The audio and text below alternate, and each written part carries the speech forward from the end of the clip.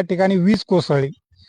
तर हे दोन्ही दाम्पत्य शेतामध्ये सड काढायसाठी आलेले होते आणि त्या वेळेस त्या ठिकाणी वीज पडून त्यांच्या अंगावर वीज पडल्यानंतर ते बेशुद्ध झाले। हे बेशुद्ध अवस्थेत असताना हा राजा नावाचा जो बैल होता तो लांबून जवळ आला आणि ह्यांच्याजवळ उभा होता आणि तो हंबरडा फोडत होता, परंतु हे बेशुद्ध होते आणि पाऊस इतका झाला की ते पाणी वाहू लागलं आणि पाणी जेव्हा यांच्या अंगाखाली गेलं तेव्हा यांना थोडं गार वाटलं आणि हे होशमध्ये आले।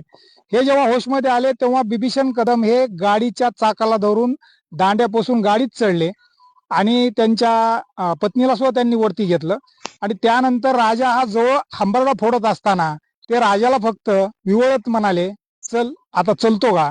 राजा चलतो का म्हटल्यानंतर राजाने पुढच्या 2 गुडघ्यावर होऊन खाली चिखलात रुतलेलं जू आपल्या मानावर घेतलं आणि त्यानंतर परदाने आला आणि परदाण्याने सुद्धा खांदा दिला आणि ही दोन्ही बैल 3.5 किलोमीटर बिगर कासऱ्याचे बिगर झुपणीचे गावापर्यंत गेले आणि रस्त्यामध्ये वड्याला पाणी आलं होतं। वड्याचं पाणी हे साठीला लागत होतं, तरी या बैलाने ना खांद्यावरलं जू निघून दिलं किंवा आपल्या मालकाला त्या पाण्यात सुटून दिलं, तर त्यांनी त्यांच्या मालक आणि मालकिनीला घरापर्यंत पोहोचवलं। त्यानंतर यांचा जो मुलगा आहे तो